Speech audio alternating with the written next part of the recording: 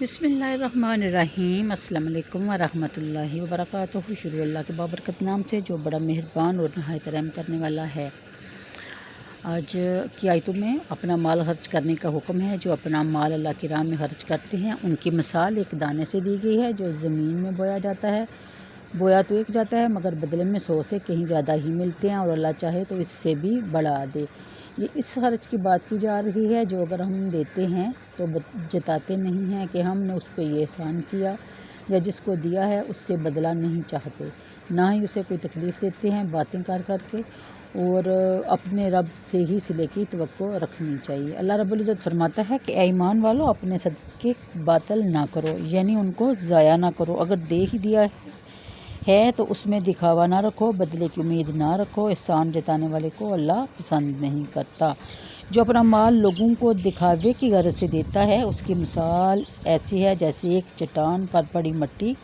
اب اس پر زور کا پانی پڑا اور وہ اسے دھو گئی، مٹی اتر گئی، باقی چٹان وہیں کی وہیں رہ گئی۔ آگے بیان کیا جا رہا ہے کہ خرچ کرنا واجب ہے یا نفل۔ تمام ابواب خیر کو عام ہے، خواہ کھانا کھلایا جائے یا کسی طالب علم کو کتابیں وغیرہ لے کے دی جائیں، یا کوئی شفاخانہ بنا دیا جائے، یا راستے میں پانی کا کوئی نل وغیرہ لگا دیا جائے جس سے لوگوں کو فائدہ پہنچے، یا اموات کے ایصال ثواب کے لیے کل یا 10ویں کا ختم یا 40ویں کا ختم، اس طریقے سے مساکین کو کھانا کھلایا جائے۔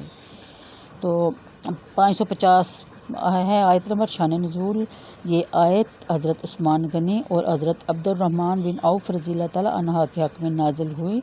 حضرت عثمان رضی اللہ تعالیٰ عنہ نے غزوہ تبوک کے موقع پر لشکر اسلام کے لیے 1000 اونٹ مع سامان پیش کیے، اور عبد الرحمن بن عوف نے 4000 درہم صدقہ بارگاہ رسالت میں پیش کیا، اور کہا کہ میرے پاس کل 8000 درہم تھے، 4000 میں اپنے اہل و عیال کے لیے چھوڑ آیا اور 4000 صدقہ کر دیے۔ اس پر نبی کریم صلی اللہ علیہ وآلہ وسلم نے فرمایا، اللہ تعالیٰ برکت دے جو تم نے دیا اور جو تم نے رکھا۔ آگے 557 ہے۔ ایک مومن مخلص کی اعمال کی مثال دی جا رہی ہے کہ جس طرح بلند خطہ کی بہترین زمین کا ایک باغ ہو، ہر حال میں خوب پھلتا ہے، اور خواہ بارش ہو یا نہ ہو، زیادہ ہو یا کم ہو، جیسے ریتلی زمین پر کوئی فصل جس پر اگر زور کا پانی پڑے تو ریت نے جذب کر لیا، اور اگر کم پڑے تو بھی ریت نم ہو گئی۔ بااخلاص مومن کا صدقہ چاہے کم ہو یا زیادہ ہو، اللہ کے ہاں زیادہ مقبول ہوتا ہے، کیونکہ اللہ ہماری نیتوں کو خوب جانتا ہے۔ 566 شان نزول، بعض لوگ حرام مال صدقہ دیتے تھے، ان کو کے باب میں یہ آیت نازل ہوئی۔ اس سے یہ مسئلہ بھی معلوم ہوا ہے کہ صدقہ متوسط دو، اور صدقہ لینے والے کو بھی چاہیے کہ متوسط صدقہ لے، یعنی نہ زیادہ خراب مال لے اور نہ ہی صدقے میں اعلیٰ مال پر نظر رکھے۔ 573 اور تم جو منت مانو اللہ کو اس کی خبر ہے، یعنی ہم لوگ جو منتیں مانتے ہیں اس کا ذکر ہے کہ اطاعت کی یا گناہ کی، یعنی کہ اچھا کام کرنے کی یا نیکی کی یا برائی کی جو نظر ہم منت مان لیتے ہیں، عرف میں اس کو ہدیہ کہتے ہیں اور پیشکش بھی کہتے ہیں۔ شرع میں نظر سے عبادت اور قربت مقصود ہو، اس لیے اگر کسی نے گناہ کرنے کی نظر یعنی منت مانی تو وہ ٹھیک نہیں ہے۔ نظر خاص اللہ تعالیٰ کے لیے ہوتی ہے اور وہ جائز بھی ہے۔ اللہ کے لیے نظر یہ ہے کہ اس کے کسی ولی کے آستانے پر فقراء کو کھانا کھلائے، یا وہاں کے خدام کو روپیہ پیسہ دے، یا ان کی مسجد کے لیے تیل وغیرہ دے، اور یا کوئی ضرورت کی چیزیں جو وہاں کام آ جائے وہ لے کے دے تو یہ جائز ہے۔ 575 میں ہے کہ وہ تمہیں اس کا بدلہ دے گا، یعنی صدقہ اگر خالص اللہ کو خوش کرنے کے لیے دے گا جائے تو بدلہ بھی اللہ ہی دے گا، تو وہ اللہ کے ہاں ضرور قبول بھی ہوگا۔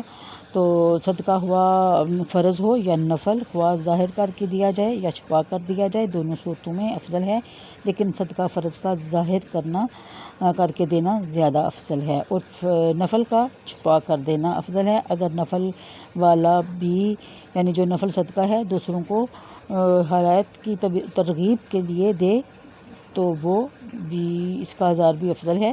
بات پھر نیت کی آ گئی، اگر نیت نیک ہے تو اللہ رب العزت خوب جانتا ہے، اور بری ہے تب بھی اس کو خوب معلوم ہے، اس لیے جو بھی کریں خالصتاً کریں، نیت سے کریں۔